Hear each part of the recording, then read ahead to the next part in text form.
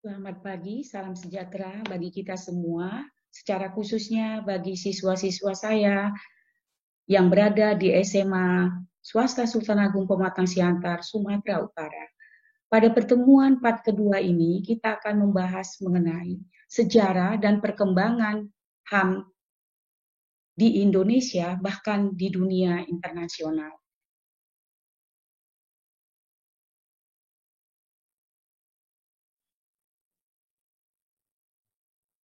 Sejarah dan perkembangan hak asasi manusia di dunia diawali dari Magna Charta di Inggris pada tahun 1215, di mana Magna Charta merupakan cikal bakal kebebasan warga negara Inggris yang merupakan kompromi untuk pembagian kekuasaan antara Raja John dan bangsawannya, Davidson tahun 1994, di mana langkah penting selanjutnya adalah bahwa keputusan Raja Charles pertama Inggris dalam Petition of Rights pada tahun 1628 sebagai garansi terhadap hak habeas corpus, yaitu hak seseorang untuk dibawa sebelum pengadilan untuk menentukan apakah dia bisa dibebaskan.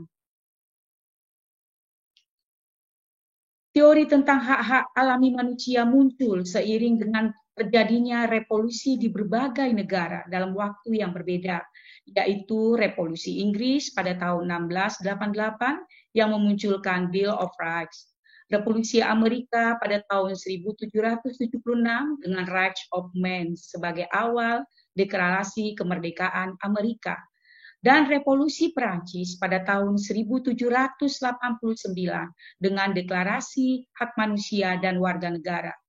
Revolusi-revolusi tersebut menekankan bahwa kebebasan individu adalah natural dan pemerintah tidak bisa membatasinya.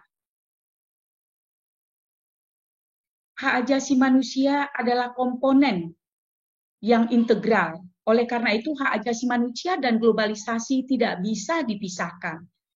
Nah, hak asasi manusia sebagai komponen yang integral dari kekuatan politik, ekonomi, dan budaya dalam globalisasi.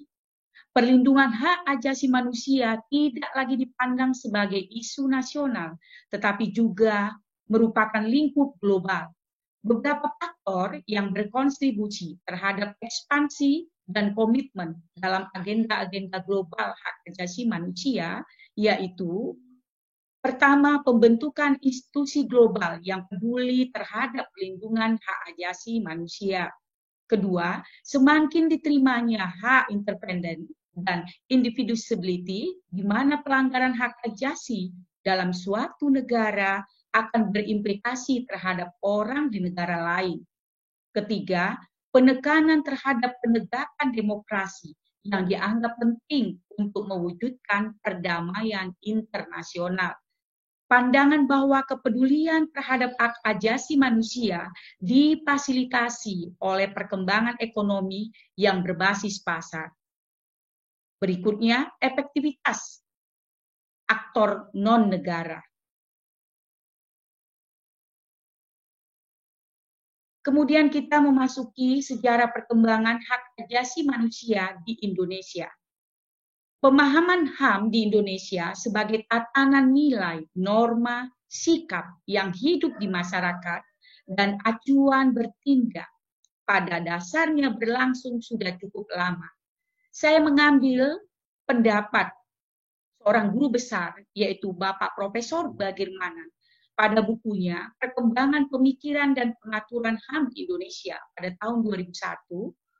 Beliau membagi perkembangan HAM, pemikiran HAM di Indonesia dalam dua periode, yaitu periode sebelum kemerdekaan diawali tahun 1908 sampai 1945. Kemudian periode yang kedua adalah periode setelah kemerdekaan, yaitu pada tahun 1945 sampai dengan sekarang. Periode yang pertama adalah periode sebelum kemerdekaan pada tahun 1908 sampai tahun 1945. Pertama, dengan didirikannya Budi Utomo. Dalam konteks pemikiran hak asasi manusia, pemimpin Budi Utomo telah memperlihatkan adanya kesadaran berserikat dan mengeluarkan pendapat melalui petisi-petisi yang dilakukan kepada pemerintah kolonial maupun dalam tulisan yang terdapat di surat kabar guru desa. Yang kedua, Perhimpunan Indonesia lebih menitikberatkan pada hak untuk menentukan nasib sendiri. Yang ketiga, Serikat Islam menekankan pada usaha-usaha untuk memperoleh penghidupan yang layak dan bebas dari penindasan serta diskriminasi rasial. Yang berikutnya, melalui Partai Komunis Indonesia sebagai partai yang berlandaskan paham Marxisme, lebih condong pada hak-hak yang bersifat sosial dan menyentuh isu-isu yang berkenaan dengan alat-alat produksi. Yang berikutnya, Indisipatis. Pemikiran HAM yang paling menonjol pada organisasi ini adalah hak untuk mendapatkan kemerdekaan serta mendapatkan perlakuan yang sama dari hak-hak kemerdekaan itu sendiri. Yang berikutnya adalah Partai Nasional Indonesia, mengedepankan bahwa pada hak-hak untuk memperoleh kemerdekaan adalah hak-hak daripada semua bangsa-bangsa di dunia, termasuk bangsa Indonesia. Lalu kemudian organisasi pendidikan nasional menekankan pada hak politik, yaitu hak untuk mengeluarkan pendapat, hak untuk menentukan nasib sendiri, hak berserikat dan berkumpul, hak persamaan di muka hukum, serta hak untuk turut dalam penyelenggaraan negara. Dari organisasi-organisasi yang Ibu sebutkan di atas, ini menunjukkan bahwa pada zaman kita sedang dijajah pun, bangsa Indonesia sudah memperjuangkan hak ajasinya melalui organisasi-organisasi yang didirikan oleh para pejuang-pejuang kemerdekaan bangsa kita pada waktu itu. Oleh karena itu, anak-anakku sekalian, dalam pembelajaran ini, Ibu berharap bahwa sejarah itu adalah sesuatu fakta yang realita. Karena bangsa yang besar adalah bangsa yang mengenal sejarah, bangsa yang menghargai sejarah. Dari sejarah kita bisa melihat segala sesuatu pada masa lalu, masa yang sedang kita jalani, masa sekarang, masa kini, dan masa yang akan datang. Bagaimana kita menjalani masa sekarang adalah kita melihat bagaimana sejarah masa lalu untuk bisa mencapai ekspektasi masa depan.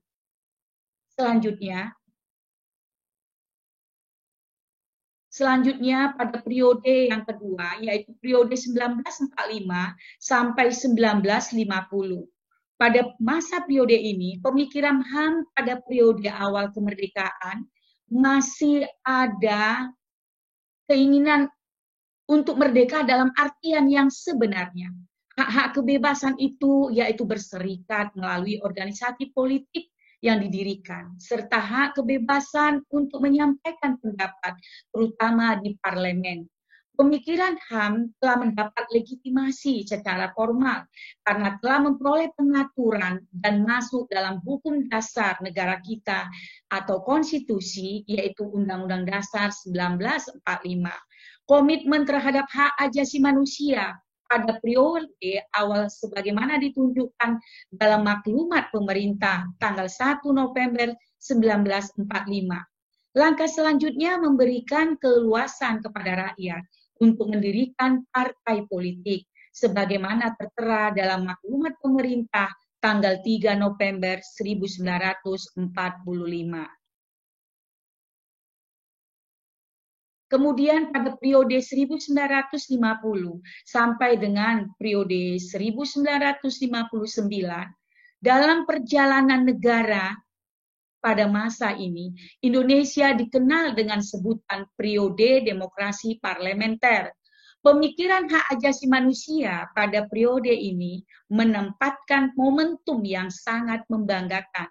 Karena suasana kebebasan yang menjadi semangat demokrasi liberal atau demokrasi parlementer mendapatkan tempat di kalangan elit politik. Seperti dimukakan oleh Profesor Bagirmanan, pemikiran dan aktualisasi hak ajasi manusia pada periode ini mengalami pasang dan menikmati bulan madu kebebasan. Indikatornya, menurut ahli hukum tata negara tersebut, ada 5 aspek. Yang pertama, semakin banyaknya tumbuh partai politik dengan berbagai macam ideologinya masing-masing. Kedua, kebebasan pers sebagai pilar demokrasi betul-betul menikmati kebebasannya. Yang ketiga, pemilihan umum sebagai pilar lain dari demokrasi berlangsung dalam suasana kebebasan yang fair, adil, dan demokratis. Keempat, parlemen atau DPR merupakan representasi dari kedaulatan rakyat. Artinya bahwa parlemen atau DPR merupakan representasi penyambung suara rakyat di dalam pemerintahan, sehingga harus menunjukkan kinerja dan kelasnya sebagai wakil rakyat dengan melakukan kontrol yang semakin efektif terhadap eksekutif. Yang kelima, wacana dan pemikiran tentang HAM merupakan iklim yang kondusif dengan sejalan tumbuhnya kekuasaan yang memberikan nuansa kebebasan. Kemudian kita masuk ke periode tahun 1959 sampai 1966, di mana ini pada periode ini sistem pemerintahan yang berlaku adalah sistem demokrasi terpimpin sebagai reaksi penolakan Soekarno terhadap sistem demokrasi parlementer. Pada sistem ini, demokrasi terpimpin, kekuasaan berpusat pada tangan presiden. Akibat dari sistem demokrasi terpimpin ini, presiden melakukan tindakan inkonstitusional, baik pada tatanan suprastruktur maupun dalam tatanan infrastruktur politik. Dalam kaitannya dengan HAM, terjadi pemasungan hak asasi masyarakat, yaitu pemasungan terhadap hak-hak sipil dan hak politik. Nah, pada demokrasi ini, pada sistem ini, pada tahun 1959 sampai tahun 1966, di sini dikatakan demokrasi Orde Lama. Banyak terjadi penyelewengan pada demokrasi Orde Lama tersebut, di mana Soekarno sebagai presiden sudah melakukan hal-hal yang di luar daripada apa yang telah diatur secara konstitusional atau yang terdapat dalam Undang-Undang Dasar 1945. Artinya, Presiden Soekarno dengan menggunakan sistem demokrasi terpimpin, semua kebijakan-kebijakan di dalam pelaksanaan pemerintahannya tetap berorientasi kepada keinginan-keinginan politik daripada Soekarno itu sendiri.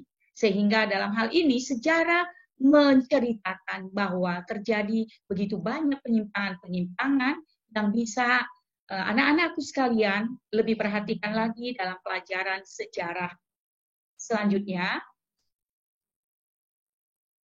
periode pada tahun 1966 sampai dengan 1998 yang kita kenal dengan Orde Baru.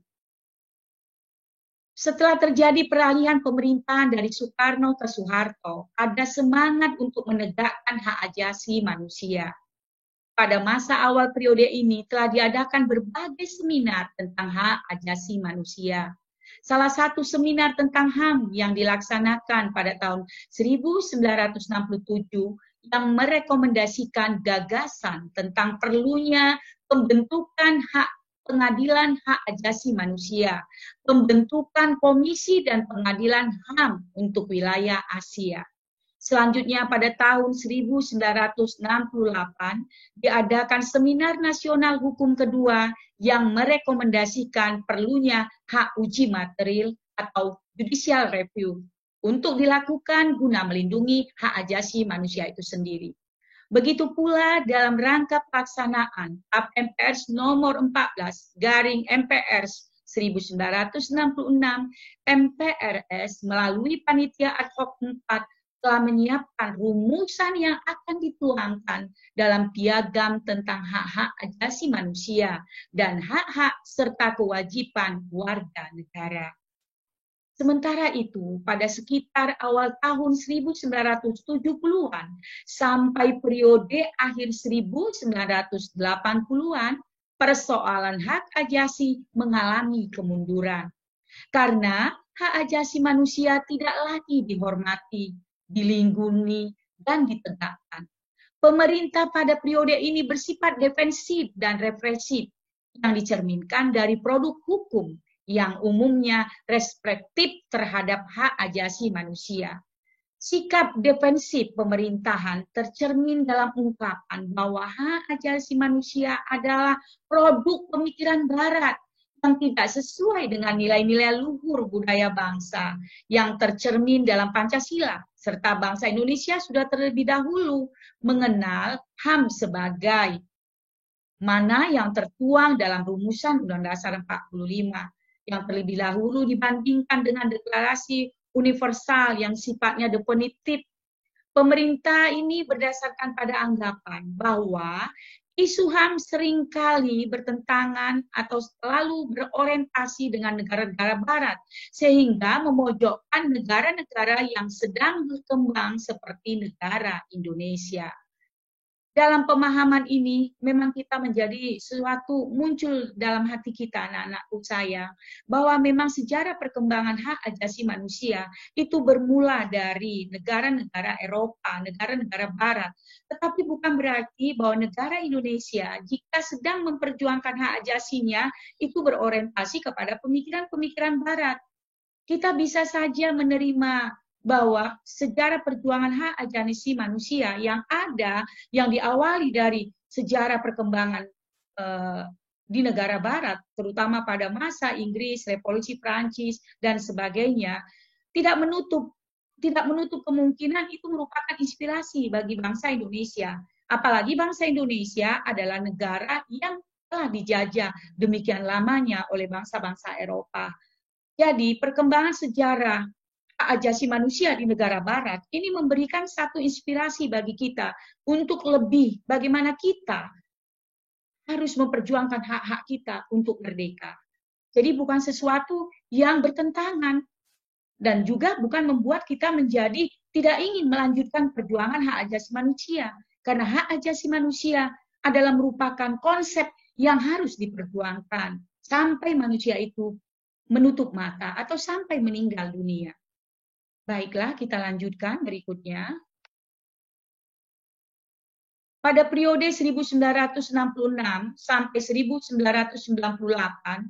ini adalah periode di mana kita mengalami sebuah masa dari periode Orde Lama menuju periode reformasi. Meskipun dari pihak pemerintahan mengalami kemandekan, bahkan kemunduran dalam pemikiran HAM, nampaknya terus aja pada periode ini, terutama di kalangan masyarakat yang dimotori oleh LSM, Lembaga Swadaya Masyarakat, dan masyarakat akademisi yang konsen terhadap penegakan hak ajasi manusia. Upaya yang dilakukan oleh masyarakat melalui pembentukan jaringan dan lobi internasional terkait dengan pelanggaran hak ajasi manusia yang terjadi seperti adanya kasus Tanjung Priuk, kasus Gedung Ombo, kasus Dom di Aceh, kasus di Irian Jaya, dan sebagainya. Upaya yang dilakukan oleh masyarakat menjelang periode 1990-an nampak memperoleh hasil yang cukup menggembirakan karena terjadi pergeseran strategi pemerintah dari represif dan defensif menjadi strategi akomodatif terhadap tuntutan yang berkaitan dengan penegakan hak ajasi manusia. Salah satu sikap akomodatif pemerintah terhadap tuntutan penegakan hak ajasi manusia adalah dibentuknya Komisi Nasional Hak Ajasi Manusia atau Komnas HAM berdasarkan Kepres nomor 50 tahun 1993 tertanggal 1 Juni 7 Juni 1993. Lembaga ini bertugas untuk memantau dan menyelidiki pelaksanaan HAM, lalu memberikan berbagai pendapat, pertimbangan, dan saran kepada pemerintah mengenai perihal pelanggaran-pelanggaran hak asasi manusia yang terjadi di negara kita ini. Dengan demikian berarti ada suatu stabilisasi, peningkatan yang baik sekali pada masa ini. Pada masa reformasi kita menyadari bahwa pelanggaran-pelanggaran hak asasi manusia sudah semakin banyak. Bahkan pemerintah di zaman Orde Baru banyak menutupi pelanggaran-pelanggaran hak asasi manusia itu. Bahkan untuk memperjuangkan bagaimana pemerintahan supaya adil dan merata sesuai dengan tujuan negara Republik Indonesia yang tercantum dalam pembukaan alinea 4 itu menjadi semu, maka rakyat Indonesia, terutama kelompok kaum intelektualitas, kaum akademis, masyarakat yang membentuk lembaga swadaya masyarakat, ini terus berjuang. Karena apa? Karena negara tidak boleh mati suri, negara tidak boleh mati dalam penegakan HAM. Pada saat negara tidak melakukan penegakan HAM, maka negara itu bisa menjadi chaos. Akhirnya kita sadari bahwa pada masa Orde Baru dengan dilengserkannya Presiden Soeharto oleh mahasiswa Indonesia itu merupakan suatu kebangkitan bahwa kita adalah bangsa yang besar, bangsa yang menyadari apa yang menjadi hak-hak kita, hak-hak daripada masyarakat. Karena hak masyarakat adalah kekuasaan yang tertinggi. Hak masyarakat merupakan hukum yang tertinggi di atas daripada konstitusi itu sendiri. Dengan demikian pada masa berakhirnya periode pemerintahan Soeharto, kita semakin menyadari bahwa di era reformasi ini, perjuangan hak asasi manusia harus terus ditegakkan, terus diperjuangkan, terus disuarakan, agar hak-hak rakyat, sebagaimana perjuangan para pahlawan kita, sebagaimana perjuangan kaum intelektual pada masa dahulu, melalui organisasi-organisasi yang sudah kita bicarakan tadi, terus kita lanjutkan, terus kita suarakan.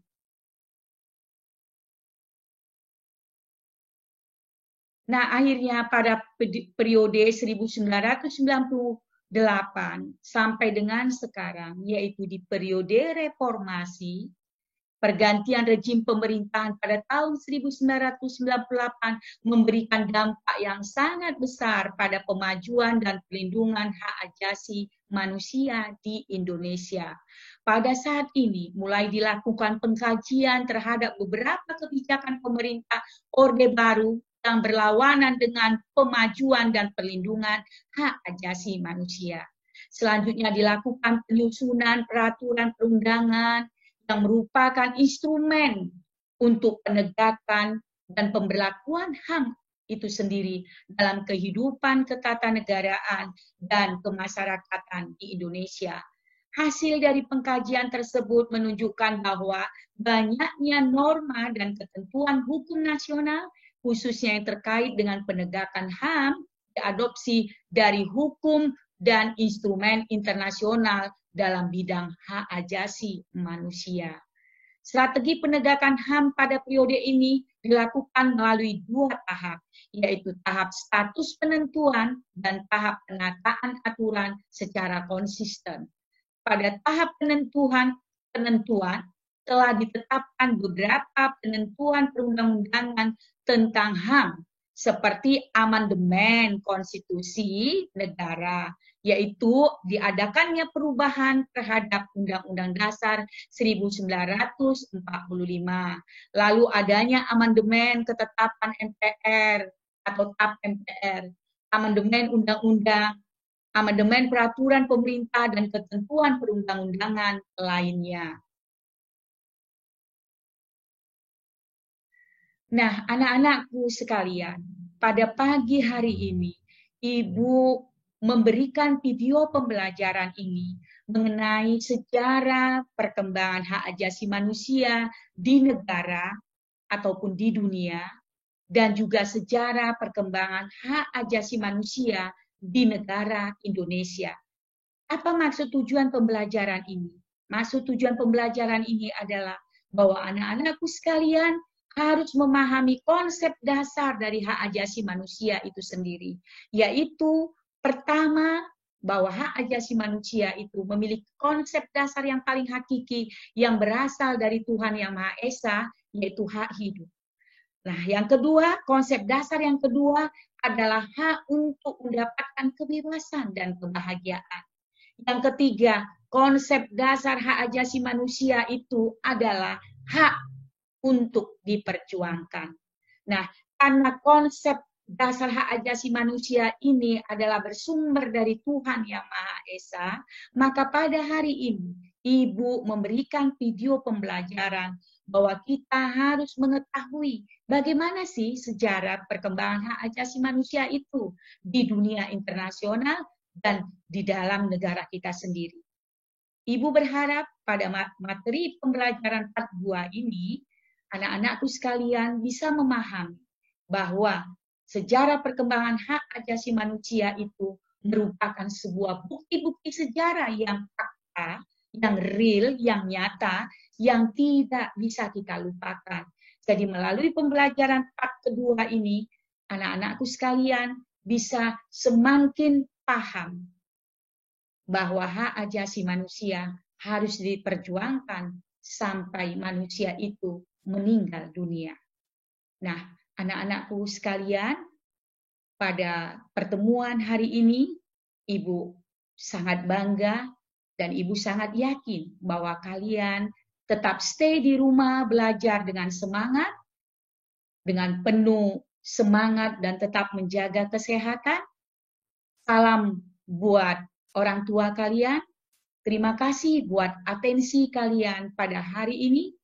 Semoga pandemi ini cepat berakhir dan kita tetap berdoa kepada Tuhan Yang Maha Esa, tetap menjaga kesehatan, tetap menggunakan masker, tetap ikuti peraturan dan protokol pemerintah agar kita sehat. Salam sehat buat anak-anakku sekalian. Terima kasih.